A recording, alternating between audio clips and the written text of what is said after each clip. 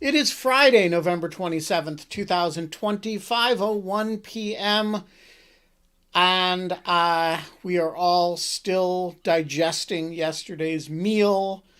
Many of us are eating leftovers from yesterday's meal. Many of us are um, disgusted with ourselves for how much we ate yesterday, um, and compensating for it by eating more today. Um, I've always found Black Friday to be uh, one of the weirder days of the year because it feels like a Sunday and it feels like you've already been off for 2 days, but then it's a Friday, so you get disoriented about what day it is, and then, all of that. We are not allowed to have fun anymore, but in lieu of fun, we are allowed to have John Sipher, who is um, I don't quite know how to describe John. John is a former CIA operations guy, served a bit in, of all places, Moscow, is rare among former CIA operatives for being pretty out on Twitter, and where he has an unusually good sense of humor. When I posted that Lawfare was looking for a chief operations officer, he immediately tweeted back, "What kind of operations are you looking to run?" Which, like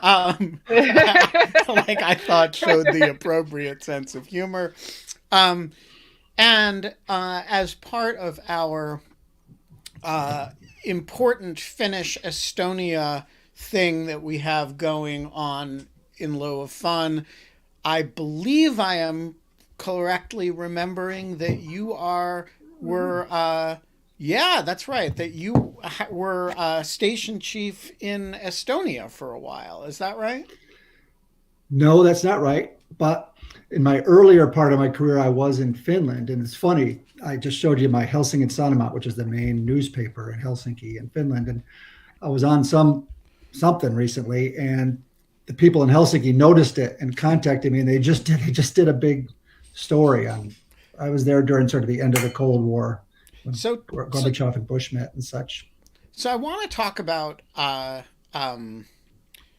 I want to bring this conversation gently into the present, and the future of the intelligence community, given the trauma that has been through over the last 4 years. But to do that, let's start by sort of setting up your bona fides in this conversation. You tell us a little bit about your career, and before you do, I just want to emphasize to uh, viewers who might not understand this, the CIA is fairly strictly divided into analytical people and operations people. They are different. They generally don't report to each other. The vast majority of the CIA is basically a think tank with a highly specialized set of newspapers attached to it. They're newspapers with extremely limited distribution, i.e., senior government officials and people who need intelligence, but they're essentially an analytic and reporting system.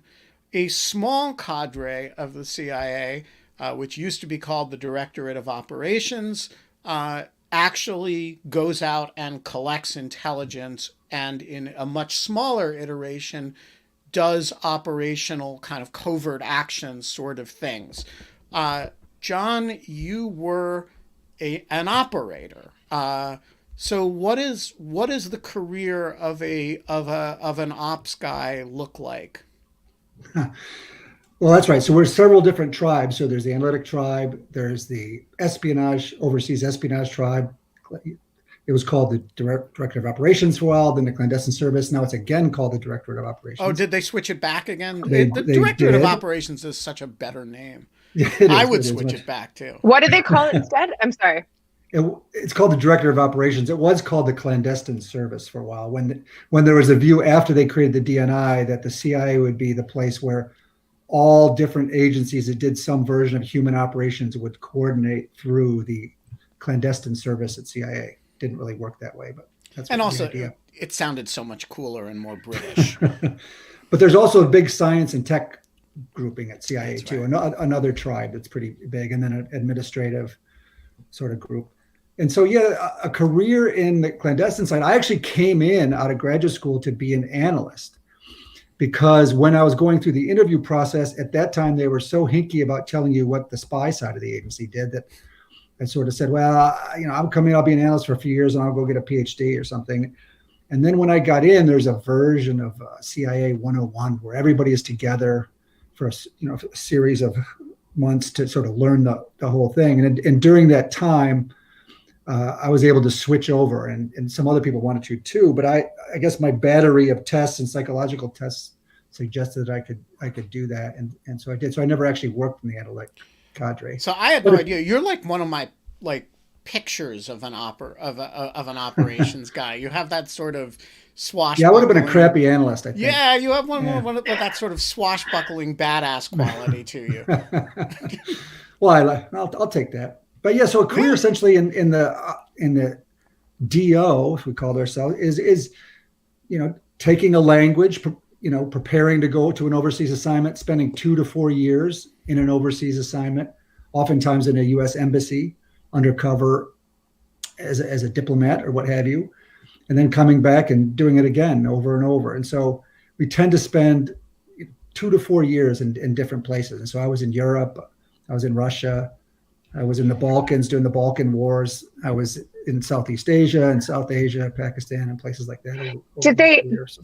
When they kind of approached you about doing this and kind of moving away from being an analyst, did they have to sell you on it? Or did you kind of know that this was, the real deal and would be super interesting, take you to all kinds of interesting places, be a little risky, but it was kind of the sexy, I don't know, maybe you don't think it, maybe it's not thought of as, but it's like it's the side of the CIA of all the tribes that you're talking about that I feel like all the movies are made out of and all the books are about and everything else. And even when they purport to make a movie about the analysts, like 3 Days of the Condor, yeah. the analyst never stays an analyst, right? He's exactly. He gets the line, but I'm just an analyst, but actually he's totally operational. We went to a wedding. My partner and I went to a wedding years ago, and the bride had been in the Foreign Service, and just everyone at the wedding was like, "Oh, I'm an analyst. I'm an analyst." Everyone was analysts from doesn't matter where they were all from Turkey, from Somalia, from all of these places. And if you ask them which agency they work for, I work for the U.S. government. Yeah, that's exactly right. That's the classic. It was John and I were just this place full of spooks. This is this whole wedding. It's just I think so. This brings me to an important question. Sure. One of the reasons that there aren't as many former CIA operators out there on television as there are, say, former federal prosecutors is that a lot of CIA, it's not that there aren't a lot of you guys, it's that a lot of you guys actually have identities that are to one degree or another protected, not to protect your identities, but to protect source networks that you were involved in recruiting. And there's actually, as you well know, but some of our viewers may not know, there's actually a bit of a problem in getting people jobs after they leave the CIA because, they're not allowed to say what they did. So they come out after 20 years in the agency and they have this and it's very hard to put together a resume that actually reflects anything like the authority that they may have wielded. How did you come to be allowed to talk about who you are, what you've done, and all the various places that you've served? Well, it's interesting. Yeah, people tend not to understand what it is we do in the clandestine service, and we're poor at trying to explain what are those special skills that might get us jobs afterwards. And in fact, Congress and the Senate, who provides oversight and come out to our stations, our embassies, and talk to us overseas, they often don't quite get it or understand it either. Right. And so that's not unusual, but it's interesting. So for much of the career, or much of the time from the CIA, started in 1947, if you were undercover, when you retired under that cover. So if you were a Department of Army person or a State Department person, what have you, that's what you retired as. And at some point, I think in the late 90s, maybe a little bit after, they changed it. Maybe it was during when Director Hayden was there, because he thought it was more important. It was important that people who worked in CIA had some role in educating the public on what CIA did. So that nowadays, when you retire, you can put in a form to have what they call roll back your cover, and they go back and look through your background and decide whether you can say that you worked in CIA or not. And they look through the different places you've been, and then there's a process by which I write some stuff sometimes, and even your resume, you have to put it through the CIA's review board to make sure there's nothing classified or sensitive in it. So my resume can say, I worked in a large Southeast Asian station dealing with terrorism issues, so I'm often not able to say exactly where I was, but I am able to say I worked in CIA. I am able to say I worked in the DO, or the clandestine service. I pay a lot of attention to what's out there already in the public sphere, so I make sure when I talk, there's nothing sensitive. And essentially, you're protecting sources and methods anyway. And I'm not you say talking more about than sources. that. You say you've Don't get me in trouble, identified that you've worked at Moscow, and in fact, the other day you were tweeting about how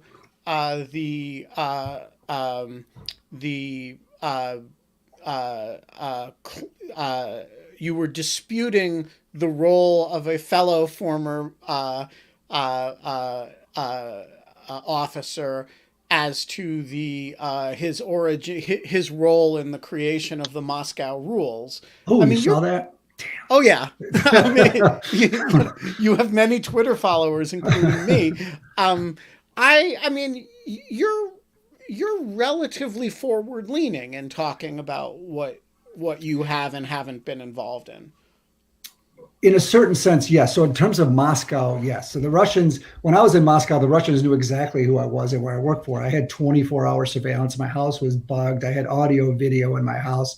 Everybody I talked to was interviewed. So there's no surprise to the Russians of who I am or what we were up to. There was this constant back and forth, spy versus spy battle to try to stop each other, what we were trying to do. So in that sense, there's nothing to be lost really by talking about Moscow. And in fact, with the rise of Donald Trump and what the Russians were doing in 2016, which brought it to a lot of people's consciousness, I think there was some value in those of us who've been to Moscow coming out and talking about it. So there's some others, Dan Hoffman, Steve Hall, some others that have come out to talk about, and some actually the agency declassified people, a whole lot of stuff about Moscow, about the Moscow rules in connection with what's her name's book. Well, if you read that book, $1 Billion Spy, that's essentially the kind of work we are doing every day about the Tolkachev case, famous case that was run by the in way, Moscow. I've said this before on the show. That is an incredible book. It is one of the best not pieces of nonfiction about espionage I have ever read. We should have David Hoffman on to talk about that. Yeah. But David was a journalist. He wasn't at.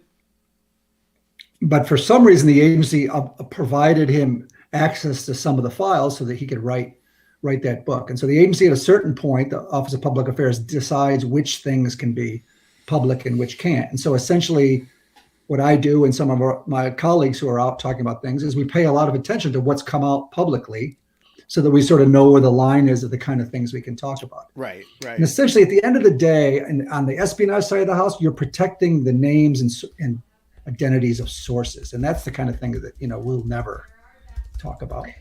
So, I really had no idea about all of the kind of various parts of the CIA or how it operated or how it worked until I started. I know this is probably awful, but until I started watching Homeland, and then became very enmeshed in kind of I was like, oh, how much of this is real and how much of this is kind of pretend make believe? Do you think that the CIA and the kind of the spy element of the CIA has always kind of been the topic of various novels and things like that, but do you think that there has been in recent years kind of a better understanding the whole institution of the CIA through media and through kind of depictions that have become more kind of true to life and not as sensationalized? Or do you think that it actually is the opposite and it kind of has added to some of the mythology around the CIA? Well, I think, sort of getting rid of the mythology is probably a good thing. And I think the director who did the most on that was General Hayden, who ran the NSA and ran the CIA. And he was very vocal about, deciding that leaders from the CIA have some sort of role in making sure the public has an idea of what it is we're doing in their name. And he said, there's a lot of stuff we can't talk about, but frankly, there's a lot that we can talk about. And obviously working with oversight in Congress and other things to make sure that the agency is doing exactly what the administration wants to do, but at the end of the day, what American people want to do. And so there's a very big cultural difference between the different parts of the CIA. So Ben talked about it before. The analysts are sort of a different breed. Their job is essentially they're world-renowned experts on everything from the Iranian nuclear program to the Russian Navy to the French economy. And they're there, when any issue comes up for the White House or senior policymakers, they're sort of the experts to be able to put together things. And there's collectors. Now, the CIA houses what we call the DO, which is the human espionage, like you see in the movies, collection. My job overseas is to target, find, and recruit spies to give us information, secrets that the U.S. government can't get any other way. But there's other collectors. There's the NSA, which is collecting information electronically and through cyber means and satellites. There's a geospatial that are looking through satellites, visually. There's defense attaches. There's American diplomats overseas. All these type of things are sort of versions of collection that goes to our analytic cadre that tries to put it all together. So the stuff I did is essentially a value add. It's one piece. It's if the government can't get information any other way, say the Iran nuclear program, it comes to us and says, hey, listen, we're not getting this through academics. We're not getting this through business people. We're not getting it through our diplomats. We're not getting it, sufficiently through NSA collection. We need you to recruit a spy who has access in this specific program. And then we go out and try to find a way to do that. And frankly, we're not always successful because at the end of the day, most people don't want to spy. Our job is to find those few people for whatever motivation, reason, ego, greed, hate of the regime, dislike of corruption, whatever it is willing to talk to you. Share those things. Yeah. Yeah. What happens in kind of one of the things that you've seen happen in modern day depictions of like the CIA and things that happen, and I guess you kind of saw it with the IRA and other types of is that it feels less like government spying on government and more like also the United States trying to monitor the actions of either officially official kind of terrorist groups or factionalized groups inside various countries that are not, or either officially or unofficially affiliated with Pakistan, with Russia, with Ireland, or whatever else, Palestine. And so what happens, has that increased in the last couple of decades? Like those types of that, like the espionage that you're doing on those non-governmental groups? Or is that something that has always been there? We're just seeing more of it in the last couple of years? It's sort of always been there, but you're right. It changes over time because the needs of policymakers change over time. So there's things that the U.S. government, the spy side of the U.S. government, didn't collect on, whether it be climate change, viruses, for example, health issues, some of these type of things. It sort of depends on how you define national security. And if the White House and the president and others realize that, hey, we need our government to provide us more information on some of these things. Climate issues led to the problems in Syria, which led to the huge refugee problems, which led to wars there, which lead to the terrorist problems. When you need these things collected on, then the clandestine service is one of the few places you'll go to say, hey, what role can you do? What can you play in finding these things out? So, essentially there's a process, sort of a bureaucratic process by which the government decides what are the things it needs to know. And it goes through, and then it puts it out to all the different agencies. Okay, we want the State Department to look for this stuff. We want the Defense Department to be looking for this stuff. And then it sort of waterfalls down to the collectors on the ground like me that says, okay, this is all the stuff that other people can't get. We need you to try to figure out what is the North Korean nuclear program? What is this terrorist group up to? That type of thing. Tell me something. One of the things that I've always been surprised that Trump was not didn't do, at least not in any public way, is change the intelligence collection priorities of the U.S. intelligence community. If you really want, so again, for those who don't know this, the intelligence collection priorities of the community are defined by the president. And if the president decided that, the intelligence community from now on wasn't to focus on Russian intentions, but was to focus instead on, say, Burisma, it is actually kind of his authority to do that. Correct. And I think you'd probably have had a lot of resignations from the community, but by and large, the community would have saluted and collected to the intelligence priorities as defined by the president. Do you think that failure was a failure of nerve, or because Trump doesn't understand the relationship between the community and the presidency well enough to understand that he can actually redirect its focus? The reason it focuses on Russia and China and Al Qaeda is that those are things that previous presidents have defined as, and a certain consensus among previous presidents has defined as, the national security priorities of the country. But if the incumbent says, no, we really want to focus on Mexican rapists and people abroad who don't like Donald Trump, or who may be giving assistance in some way to my political enemies, that would put the intelligence community in a heck of a position. Why didn't he do that? That's a very good question. What a good question. I would almost call that the Tom Cotton problem. And the reason I say that is I think for a certain extent, Donald Trump was never interested in governing. He never was interested in learning how the process worked. He saw all institutions, the intelligence community as one, as simply a means to attack his domestic political enemies, right? And so he was only interested in the intelligence community and how it could, serve his personal interests. And so I think he didn't care about governing. I think he was lazy. I don't think he ever learned the process. And so what you're talking about, Ben, is essentially a thing called the NIPIF, the National Intelligence Priority Framework. And it is a process by which the White House chooses what are the things, like I mentioned, that the government needs to collect on. And if he was interested in that, he could have raised some things, he could have lowered some things.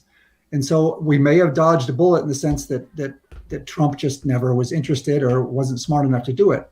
I call it the Tom Cotton problem because essentially you get a guy like that who has the same sort of, I think, nefarious and not good intentions, but also is a little bit smarter and understands how to work the system. If somebody like that comes in power and chooses to use the intelligence community as a weapon, he can do it more effectively. Now, one thing that I may have changed, I'm sure you saw the news today about this guy Fakhrizadeh that used to maybe still does run the Iranian nuclear program, was shot and killed. It's hard to run when you're dead. Yes, he did run it. Until today. So to a certain extent, I don't know the role of the White House in that, but it is possible that on some things he changed the boundaries to make the intelligence agencies more involved than they might have been before. So there might be a little bit of what you're talking about, but certainly he didn't do it in a big, serious way.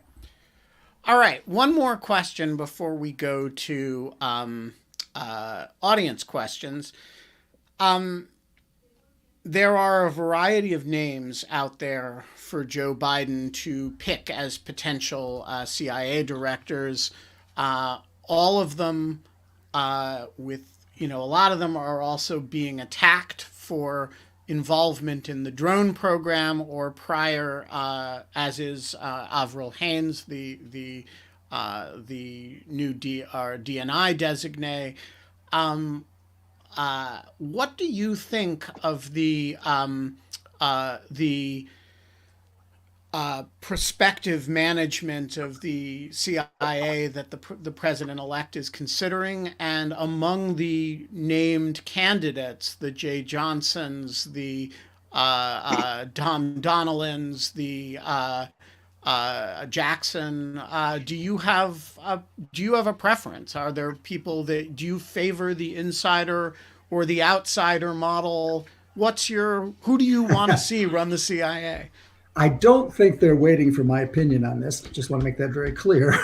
But, I think the one thing the intelligence community truly needs and expects in leadership is a relationship with the president. So unlike the Defense Department, which has bases around the country and is tied into, people making weapon systems and others, they have some sort of constituency. The intelligence community has the president of the United States, essentially, and top policymakers who are interested in what they do and focus on what they do. So for us, I think having a director who has the ear of the president and also has a relationship with the president, so that when there's something that's important to the intelligence community, that person can reach out to the White House and put across the opinions of the intelligence community. They won't always win. That's not the important thing. So in my ideas, I tend to think that outsiders do better. I think Panetta was a good director. I think Hayden was a good director. You don't need insiders to do it. And in fact, Gina, for example, having insiders, we grew up in a culture where we're totally focused overseas. We're focused on the mission. We're not really interested, knowledgeable about political games in Washington or having those kind of relationships that can benefit us. And so I think an insider actually ends up being weaker and less valuable to the health of the organization. So really quickly, yeah, that's super interesting. And I'm kind of interested in relatedly, like, I guess I think of these questions as related in my mind, but maybe they're not. I'm curious as to, like, when you're doing collecting, like when you get some type of directive that you need some type of information about so-and-so and like, or so-and-so's kid, or like, I don't know, whatever it is that you have to go out and collect, that they're in, like, wherever you are. And you said that you're disconnected from Washington. Like, how much do you not want to know what that type of intelligence is going to ultimately be used for? And how much do you just, like, and you want to stay ignorant, like you just want to do your job and go and collect it and not think about the ramifications? And then, like, if you do know the ramifications, how much can you ever disagree with them or decide to kind of in some way change or massage, like, how you collect the information based on the politics it's going to be used for? So I'm speaking certainly for the people who work overseas.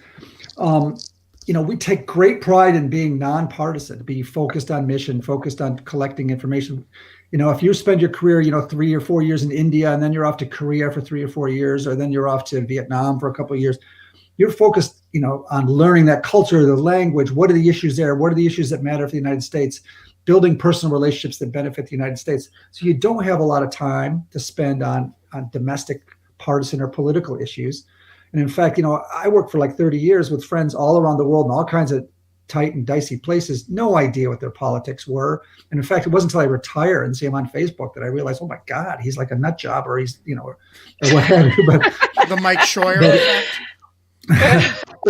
but so in a sense, and it's also an organization that had like that too. That's a good point. So also it's an organization essentially that has a director that's put in by the president, but everybody else is professional. It isn't like the Department of Commerce that has lots of people coming in as part of a new administration. Essentially has a director, and then it has professionals who have been there for decades working on different things. And so we want to be focused overseas. We want to focus on national security. We want to focus on collecting stuff that the U.S. government, in general, the large U.S. government needs for its complex and wide variety of things. And so we're not focused on politics. In that sense, we might actually be, that's why I think an insider might be a poor choice, because they haven't spent all those years focusing on those issues and developing those relationships with Congress people and others. Yeah, they've spent more of their time focusing on kind of the outward facing, or how to use all of the information and not how to get it, which are two totally different, I would imagine, sets of tools and skills to have. And I worked for a bunch of presidents, and honest to God, our basic works changed very little depending on the political winds. All right. So our first question comes from somebody named Kraken Strike Force, who I believe to be Pete Strzok, but I can't see him. I'm reading his book right now because his camera is off. But Pete, is that you? Yeah. Can you hear me? The camera should be on. The camera's not on. I think Sidney Powell clearly got to it. But I will verify that this is Pete Strzok because I've been texting with Pete and urged him to pose this question. So, Pete, the floor is yours. Oh, here goes. Hey, John, the arrogant CIA. I'm ready to hear it, Pete. Hit me. and the dumb little brother FBI who just always wants to tag along with the big Keep kids. going. Hey, so question for you. You can't tell I'm smiling when I say that or if I'm serious and staring daggers at you.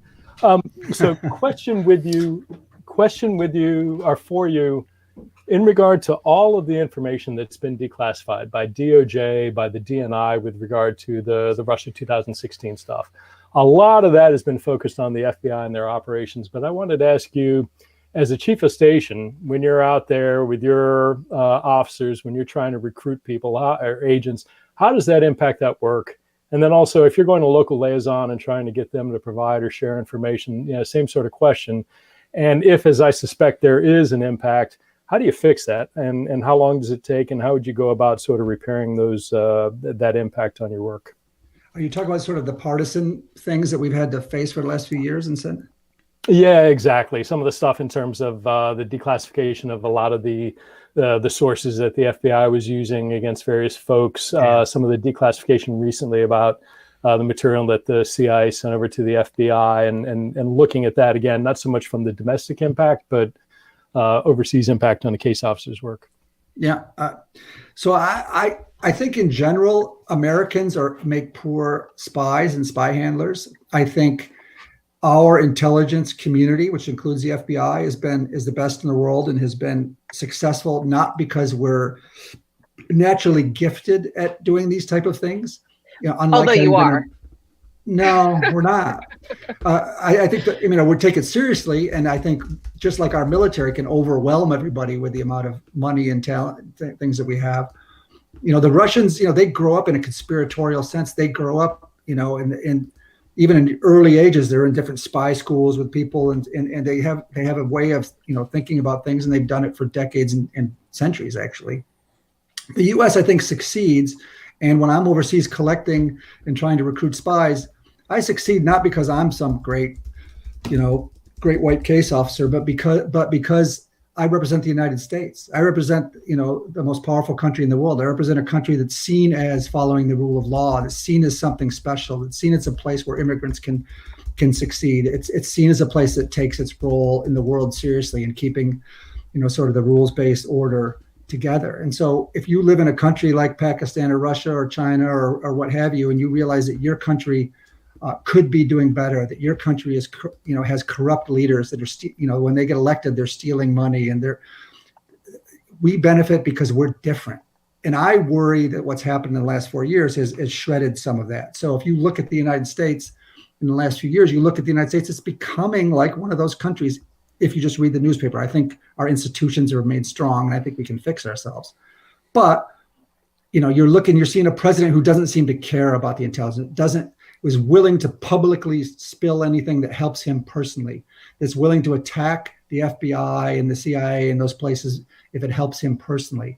And so I think that does great damage to us. So I think, and another thing I think people don't understand is, on the collection side, the CIA, I would say a good 75, 80% of the intelligence we collect, the information that we provide that helps keep Americans safe and help our policymakers understand the world, comes from liaison services, from colleagues that work overseas, and not just from the British and the French, but from countries that we built a long period of trust with, and we keep their information secret. The Malaysians and the Algerians and the South Africans, and you just name it. That we have relationships with these people, and they provide us sensitive information that helps us understand terrorist groups and other things around the world. And so it's those relationships that are really important. And so when you have administration that's attacking allies, that is, putting our FBI and CIA down, which shows that they don't really care about the intelligence unless it benefits them. So they will publicize it. They will publicize sources. They will do, like Nunez did, all these type of things. I think it really hurts the United States. Now, I do think it can be fixed. I think that the world pays a lot more attention to us than we pay attention to them, and they understand what Donald Trump is. But, some of the blinders from their eyes have come off over the last few years, and it's going to be hard.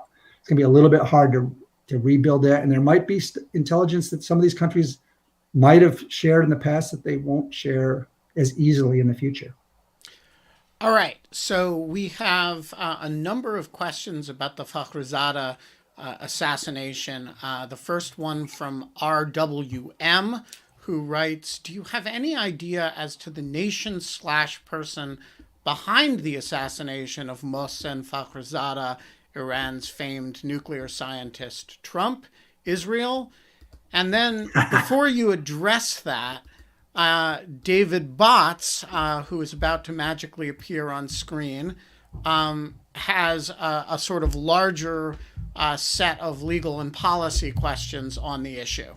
Oh, you're going to put me in a tough. So Fakhrizadeh, we've known for several decades. He's been the key both scientist and bureaucrat running and in charge of their nuclear program and trying to weaponize their nuclear program. He's been somebody that we and the Israelis and others have focused on for a long time.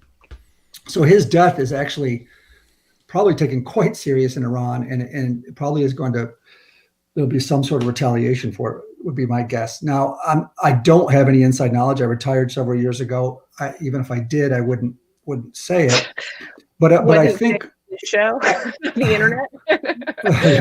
But there is a lot of information out there, and essentially, my guess would be there's groups like the MEK, which is an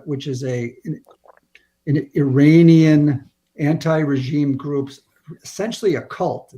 They used to be on the U.S. terrorist list. They're a mess. The U.S. government tends to stay away from them and not want to work with them.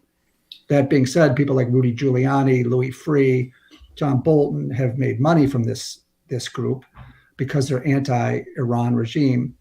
But I think the Israelis are comfortable dealing with a group like that. They can actually operate in Iran. So my guess is the Israelis work with the MEK inside Iran. And over the last several decades, there's been a lot of these people who've been killed by, essentially a motorcycle driving up next to someone and shooting someone and killing them. So I sense that that's probably what's going on. Now, whether the U.S. had the intelligence that helped the Israelis make those strikes, or whether the U.S. essentially politically, either quietly or tacitly approved those, I don't know. But my guess is with this administration, they are looking to sort of push Iran and push them further. I think they think that might help them more domestically. And they have made they've always been very focused on being very, very anti-Iran. Yeah, a couple additional points on that. The Israelis have never confirmed that they target Iranian nuclear scientists, but they've never spent any time denying it either. The U.S. Actually does not target foreign government officials except under extremely limited circumstances that this would not fit under. There are certain circumstances. Assassinations against the law, yeah. Soleimani is an example, but generally speaking, the United States only targets people in situations that it can make a colorable argument are covered by one or another of the authorizations for the use of military force. So terrorist figures associated with Al-Qaeda, for example, with whom there is an authorization of use of force governing, but not government officials, particularly of a civilian nature, even if they are involved in things like this. The Israelis have a looser target set, and rightly or wrongly, and they have killed a lot of Iranian nuclear scientists. So if you're looking for likely targeting agency here, this has all the hallmarks of an Israeli operation. David, you have a kind of zoom out on the same question. Yeah, thanks so much. Thanks for bringing me on. For the guest, I guess, because Ben, you sort of answered the second part of it about the legal considerations in the U.S., which is you can't do it. But from an operations perspective, within the CIA, what are the things that are happening, sort of in country or around country, following this event, right? Because information is obviously segmented, so something can be happening in the next block that a particular officer does not have knowledge of, but folks need to consider maybe doing something different. Yeah, it's a good question. First of all, yeah, I think there's, if you watch movies and such, you probably think that, this is against the law. U.S. isn't allowed to assassinate people, but essentially we do by winking and nodding and providing support. In general, that's not the case. If you're in the CIA, you're very careful about following the laws.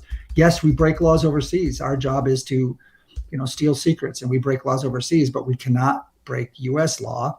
We find ourselves, in serious trouble, and we have congressional oversight and such.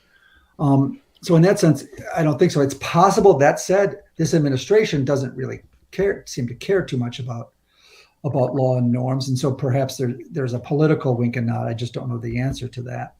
But you're right. We need to pay attention to all the ramifications of this. So it is, we understand the Iranian regime and their connections with Hezbollah and others around the region. And you've heard people say that essentially Al-Qaeda is essentially the B team compared to somebody like Hezbollah. Hezbollah has worldwide links, very well organized, very well funded, work on behalf of the Iranians. And so if Iran chooses to turn Hezbollah against Western and U.S. interests, we can expect a lot of blood and a lot of problems around the world. And so CIA and our allies, the British and French and Israelis and others, are going to have to be really paying attention and really close to what are the ramifications of this? What does it mean? And not just in terms of sort of terrorist stuff, but what do other governments, how do they react to this? If they think that the U.S. is supporting Israel in something like this, what kind of stuff are they going to, not want to share with us or not want to be involved in because they don't want to be part of this problem? Yeah, just on the legal side of this, there are two big things that people don't understand about the law of targeted killing. One is that assassination is unlawful in U.S. law under an executive order from the late 1970s. The second is that the U.S. formal position has always been that if a use of force is authorized by law, by some law, it is not by definition an assassination. And so the U.S. position is if Congress authorized the killing through some authorization of the use of force, you are per se not in the Department of Assassination, or for that matter, in the Department of Murder, murder of a person overseas, right? And so the relevant question for U.S. legal purposes, which people find very unsatisfying at a moral and emotional level, is A, did Congress authorize the killing in some sense, i.e., is there a relevant authorization for the use of military force that covers it? And if not, is there some inherent power of the president to engage in that use of force? For example, let's use Canada since they're sitting right on our border. If Canada were to invade the United States, you wouldn't need, right, an authorization of the use of force to repel that invasion. That is simply an inherent authority of the president to act in self-defense. So is it plausibly an act of self-defense that would not require congressional authorization? Or is it authorized by Congress? Are the two legal questions. And of course, the executive branch, and this is not a feature limited to the Trump administration, it was true of The Obama administration and the Bush administration tend to construe self-defense quite broadly and tend to construe authorizations to use military force, which are generally written broadly, more broadly than you might understand from their plain text. So that's the back of the napkin version. And you've done some excellent podcasts on this very issue. And I learned from them. So, well, thank you. Alice Lee, we have a wonderful view of your ceiling, or is it Alice? It's very bad. How are you? No, we Not can't good. hear you. Really bad. Oh, we can hear you. The audio is really bad. Alice, do you want me to ask your question, Alice? Your audio is terrible. Okay, I will ask. Yes. Let me. Second put down. Bye. Hold on. It's in the answered category, so I scrolled past it. Is there ever a stigma against getting your resume looked over, or will your manager not learn that you have asked someone to check your resume for classified info? And I think that was basically related. That's related to kind of get your statement, John, about having your resume checked after the fact, after you leave the organization. Mm-hmm. Yeah. So there's a thing we call PRB, the Publications Review Board. So anytime I want to write an article or even my resume, I have to send it to the CIA's Publication Review Board and wait for their approval. And so when people retire from CIA, and if you're able to pull back your cover, like I mentioned before, a resume has to also go through, or a bio that you might use on a website or something has to go through CIA's review board. And there's certain things that to us seem illogical, certain things about, like Ben mentioned, specific places you might have served, which to us seems silly because essentially the people who live there know that you served there, and on the local diplomatic list, perhaps you're on the list. And so why is it that I can't say I worked in, France? I didn't work in France, but when essentially everybody who wants to look into everyone knew, the Chinese, right. Russians, anybody can see that I worked in France. But for our resume, I have to say I worked in a large Western European French-speaking country that, and worked on this issue and that issue. But essentially, nobody reads resumes anyway, so it's not a problem. That's true. But is that for deniability in terms of Yeah, some of it's silly. Like for example, I just mentioned that I had an article in sort of the Finnish newspaper, and so I can talk to them about having lived in Finland. I can't talk to them. I can't confirm that I worked for CIA when I was there, which is sort of silly. But you can do it here. I didn't do it. I didn't confirm. I see. Not confirming. You can confirm it. So if I asked you directly, when you lived in Finland, were you an employee of the CIA? You would not answer that question. I would answer it if I was sitting in your office, but I'm not going to answer it publicly like this. I see. So Alice also has a follow-up question. It's silly. And essentially, there's people who've run for office. There's CIA officers who've written things.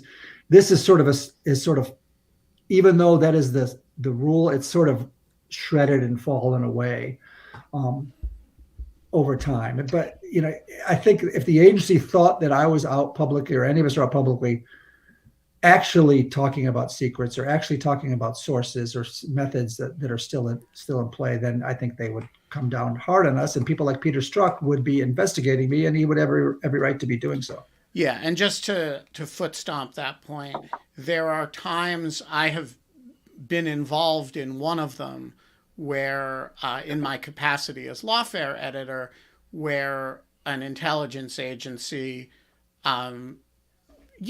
basically, like I called an agency and said, hey, you need to let your formers talk about this issue.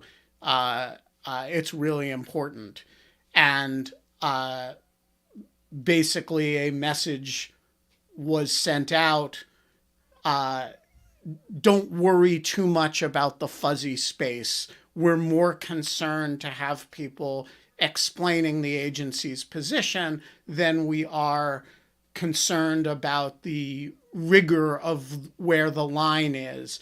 And the agencies have ways of saying to people, don't go near this, or lean into it a little bit. B, Right. don't worry, we're not coming after anybody for that. And I personally think that's really wrong. Well, I'm reading Peter's book now, and there's places in the book where he says, I can't say this, where if anybody's paying attention to the issues, you know exactly what he's talking about, but he can't say it. So, but at the same time, he's saying things that are actually quite relevant and important, so we get the basic point of what's going on. And so the government has to sort of play this thing. And if people like Peter and me and others, if you spent your career doing these things, you know exactly what are the important, sensitive things that you can't address or talk about, and you shouldn't play games with those things. Right. And some of this other stuff, it's.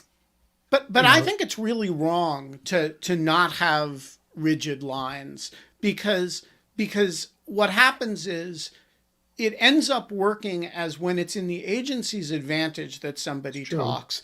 The fuzzy space gets very large, and it's not that fuzzy. People are comfortable speaking in it. And when it's to the agency's disadvantage that people talk, the fuzzy space gets a lot narrower, and it's not, and you're really afraid to be in it. I don't want people to think that I'm in touch with the agency and they're telling me, talk about this, don't talk about that. The Trump administration doesn't like people like me talking about, how poorly they're doing and how people like John Radcliffe and Grinnell are idiots and they're doing tremendous damage. And so the agency doesn't reach out to me. They don't talk to me about these kind of things, because I think they're, even if there's people inside that might like them, they understand that, they would rather have it not be an issue and not talk about it. And so it isn't as if it's totally like people are like, oh, it's in our interest, I'm going to tell John to tell this. It's not in our interest, I'm going to tell him not to. I've been left to my own to decide what I think makes sense and doesn't make sense. And when I write anything, I do send it in to them and I do follow their directives. Right. I agree. I think there's also, a certain amount of selective declassification that happens, when people really want Tony Mendez to tell the Argos story, magically a huge amount of information gets declassified. And the $1 Billion Spy book. Or $1 Billion Spy. And they let people read that. Yeah. But when some comparably less flattering story that may have to do with a negative $1 billion spy is a little bit less likely to be quite as fully declassified. I just think the whole system gives the agencies a little bit too much power over what people are allowed to talk about. Yeah, that's fair. John Bordeaux, the floor is yours. Hey, how's it going? John, happy Thanksgiving, John. Happy Thanksgiving to you, my friend. John, I want to thank you for coming on this. I saw that you were browbeat into this. That's true. Absolutely. I appreciate you putting up with it, and I hope you come back often. Finish my drink. I should get another one if I'm going to keep I was going to also mention your lack of tradecraft and not timing your drink properly, but I wasn't going to point that out. You raised it. Put it out there. Anyhow, so my question is, so the lunatics have been talking about the deep state ridiculousness for years. At the same time, I've been hearing voices elsewhere that said, well, I really hope the president's not getting all of the intelligence, especially after the Lavrov and Kislyak meeting, where it was just insane, obviously, and the conversations at Helsinki and such. And so there's been this idea of like, well, I hope he's not getting all the intel. Can you talk a little bit to either how that restricting the president from getting intelligence is a really bad idea, alternatively, why you also hope for a no Trump designation on certain intelligence? Yeah, really interesting point. So I do think, in general, this goes back to the thing that Ben and I were talking about before, is Trump's lack of interest in governing and lack of interest in understanding how the system works. He's one of the few presidents that came into power with no sense of how the government worked and no interest in actually learning it. So I do not think that the agency or anybody in the intelligence community chooses to not send stuff to the president that they believe he might need. That said, he has shown over time what he's interested in seeing and what he's not interested in seeing and what he cares about and what he doesn't care about. And so David Priest, who works for Ben, would be a good person to talk to this about. Our analysts, the agency, we work for the president. We want to do anything we can to provide a duly elected president the information that they need. If that person has shown that they're not really interested in the details of what's happening in Nagorno-Karabakh, or they don't care about what's happening, in Ethiopia or these kind of things, they're going to provide him the type of product that he thinks is important to him. And if he thinks what's important to him is a limited amount of things that sort of can, attack his enemies, number one, they're going to be careful not to send anything that's illegal or wrong or something the intelligence community is not involved in. But they're also probably, whether they consciously believe it or not, are going to be careful not to send stuff that he doesn't seem interested in and he doesn't seem to care about. They may not admit it, but they know that they're, in a sense, protecting that information because, if you had a president who was voracious reader, they might choose to include that in the intelligence presidential day briefs, but this time they're not going to. So I think there's a little bit of a game, it's like Ben talked about, a little bit of a game going on here. I think they will provide the president whatever he asks for and whatever he thinks he needs. They will not provide him stuff that he doesn't seem to care about. And right now there's probably a comfort zone that they've reached there. And it's fair to say they might breathe a real sigh of relief that he's not interested in some of their stuff. That's what I tend to believe is happening. Fascinating. Who is the briefer now is a classmate and friend of mine, and I can't wait to talk to her. Debrief her, as you might say. Daniel, you are not in your black camouflage chair, but you get today's final question anyway. Both of them, in fact. Happy Thanksgiving. You too. So I have two questions. One is, how confident are you that the feds would prosecute an ex-president if that ex-president were to either leak or sell classified information? And the second question is, how does working at the CIA change one's family life? Good questions. Okay. And this is, if Peter Strzok is still on, he would be a good person to answer this.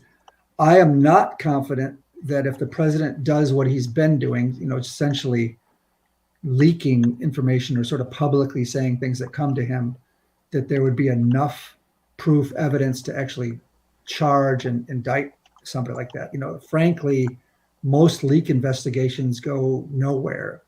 When I was in CIA, and kind of Peter would know this from the FBI, there's a lot of stuff that comes out in public, that comes out in the papers, that the agencies then write up a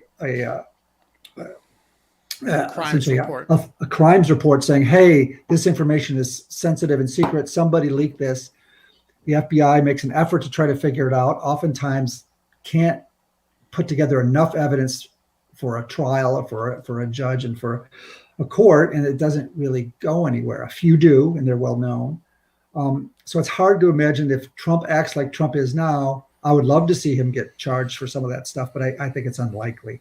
Now, you mentioned selling information. Now, if there's any sort of proof that he's selling classified information, I do think if there's something that's written, or there's emails, or there's information proving that, I do think the government would take that seriously and look to make a case. And again, Peter would be a better person to talk to about that.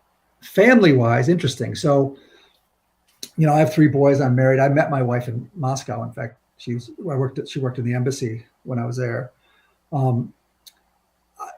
It sort of depends on each individual family and kids. So in terms of spouses, it's a tough thing these days. If you're going to have a career like I did, where you're moving every 2 to 3 years, your spouse has to be someone who either has a career that's movable, a teacher or a lawyer or some kind of thing that can go to these different places. But if you're going to move to Moldova, what is your spouse going to do? Maybe work in the embassy for a little bit of money, or maybe do, but then kids, there's an issue there too. Some of the places, my kids, one kid really just loved living overseas, just international schools. The international schools are fantastic. They're almost like little colleges. They're amazing. If you're in the Bangkok. I went to a college with a ton of those kids. A ton of those kids went to IB schools. They were just the smartest, most well-rounded, most worldly kids while being well-rounded. It was unbelievable how what a good education they had. Exactly. So people like me want to hype that, and it's true. Those international schools, if you're in Tokyo or Jakarta or Bangkok or Singapore, London, what have you. yeah. Yeah, Singapore, fantastic schools, big schools, lots of smart kids, kids of businessmen, kids of diplomats. You're dealing with a variety of cultures. A lot of kids really, really benefit from that and like it. Other kids may not. Like I have one kid that I think he would have preferred to have lived, stayed in the States and lived in a small town. And I have my other kid just thrived on it and loved it. And so that's something that each family and each kid, each spouse is going to have to deal with. But it makes for a tough thing. You're spending your life overseas. You're often not getting back for holidays and things. And nowadays there's a lot of these places that are essentially war zones, Pakistan, Afghanistan, Iraq, like that. You don't take your family to those places. So your family is, you're away for a year, maybe 2 years from your family, and they're living back here. And so there are stresses on families and things, and you have to go in with your eyes open and try to make the best of it. There's real benefits, I think, to living overseas and having a family overseas, but there's some downsides too. We have to wrap up. Can I? Oh, sorry. Do you have one last question, Ben? Go ahead. Oh, I have a last question, which is just kind of like, well, I have about 1 million questions, and you'll have to come back because I have to ask them all. I'm done. More alcohol. I am more alcohol. But I'm kind of interested. One of the things, the 1947 you mentioned at the beginning is the year that the CIA was officially founded. It was it was the Cold War. There was the many of all of the spy fiction has come out of that period. A lot of it is based around the Cold War, and then afterwards, I'm really curious. I'm really curious if you think that the mutual kind of armament of both sides in terms of the CIA, in terms of kind of clandestine relationships and spying, has created this shadow Cold War, or this shadow war that is happening, and there's constantly secrets that are being gotten and the other side gets secrets. What if that kind of fell away? Would there still always be, even if there was never an official CIA anymore and everything else, would there's always been secrets that people steal from the other side? That's exactly what I was asking. John le Carré believed that the total value, having spent his life writing the Smiley novels, and that the total value of the spy versus spy was negligible, which I think is hard to get your mind around, loving it that much while thinking it's all useless. What do you think? Yeah, I do think there is a desire at certain points, just because of Hollywood and other things, to oversell intelligence and oversell spying, that it's, this sexy, important thing. I think it's critical and I think it's important. But I do think it's a value add. I think policy is made with a variety of inputs, and secret intelligence is just one input into that. And largely, for the most part, I would bet it's not the primary or the most important input. But there are times, and I know I'm 100% sure of specific cases and things where that secret intelligence made the difference, and made a difference in terms of what presidents did, made a president, and what the United States, how they acted to things, what knowledge they had when they made things. So I do think it's a necessary thing. I do think it's an important thing. But I would never say that it's the central thing or it's the most important thing. I think it's a value add thing. And the U.S. we may invest too much in it, just like we may invest too much in our military. But I do think American people are well served by their intelligence community for the large part, and our law enforcement community. In our early years, when you talk about the early years of CIA after World War II, I do think we tried to pretend like we were paramilitary officers. We tried to do what the Soviets were doing. We were trying to do the things that they do, the subversion, the disinformation, the sabotage. And I think, like I mentioned before, I don't think Americans are good at that. And I don't think that that's a place where our policy sort of succeeds. And by the 70s, when we really reformed the larger intelligence community and the FBI, we've really come down on being a place that collects intelligence and that analyzes it to provide information to policymakers. And I think that's a healthy and good place for us to be. We can argue over the lower and upper ends of that. And the best value add is for Americans. Proud of what we do. Yeah, just an Cool. example of that from the $1 Billion Spy that we have. Now I bought that book already, by the way, in we the have hour now we've been been sitting here. alluded to. At the end of that book, David Hoffman makes what I think is an incredible analytic point, which is that there have been 40 some odd times when a Russian-made MiG has confronted a U.S. fighter jet in various conflicts around the world, and not once has it prevailed against a modern U.S. fighter jet. And the reason is the information provided by Tolkachev and so these are things that we don't think about as intelligence driven, but you have an incredible record of, confrontations between Soviet made or now Russian made and US made jets that have a very consistent outcome. And intelligence is the reason for that distinction. And there's a lot. And by the way, Tolkachev was caught and killed because he was betrayed from inside the United States. So intelligence operations are incredibly fragile, and they can be spy versus spy bullshit, or they can be incredibly important. And there are a lot of U.S. fighter pilots and a lot of U.S. strategic objectives that were protected and achieved as a result of this operation. Another book to look at is The Spy Who Saved the World, about the Penkovsky operation. So another Russian spy that we ran with the British much earlier in Moscow, and again, sadly, was arrested. It wasn't run. We were learning at the time. We ran that case, and then eventually was arrested.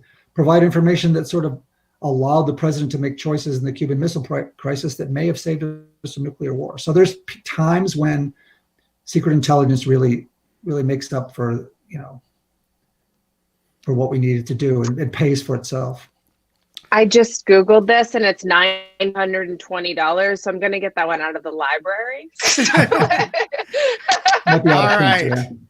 yeah. We are going to leave it there. John Sipher, you are a great American. It's great to see your face, which I haven't done since we've had you into the Jungle Studio at Brookings. Come back when we have full intelligence team confirmed, so that we can talk about what that team looks like.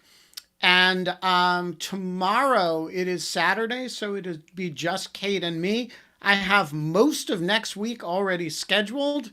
I saw you doing that. Did you do all of that by yourself today? I just started tweeting at people as they were tweeting interesting things. And we have good stuff coming up. So we'll finish planning the show.